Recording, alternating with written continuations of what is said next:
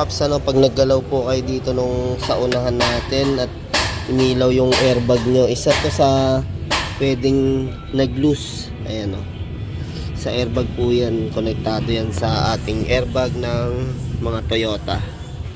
Kasi sa fault na na-detect natin yan, B161D current yan. Yan yung na-scan natin, no? Kaya indicate yung ating airbag sa harap. Ang nakita natin, ito nga, medyo nag-loose. Nag-loose yan.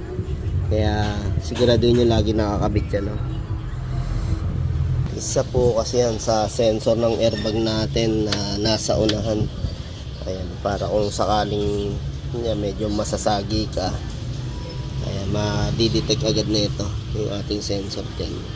As sabi nung ating scanner, yan, B161D, ayan, front, ayan, tinatawag na front satellite sensor. Ayan, incomplete, ibig sabihin nag-loose o hindi nakasalpak na maayos, ano mga paps. Yan lang, punta lang po kayo sa pinakaharap ng ating taas ng radiator. Ito sa taas ng radiator, ano po, ayan, itong naka-cover na to, dyan yung ating pinaka-sensor. Yan, ito. Okay.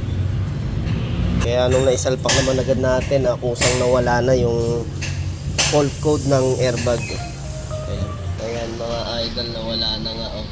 Ibigay lang natin yung tips, medyo bihira tayo. Ayan mga paps, ano, sa Toyota Vios, yun lang, pagka talagang check nyo yung front satellite ng airbag, ayun, nasa harap nga po siya, no? Kaya ayun, okay, maraming salamat po.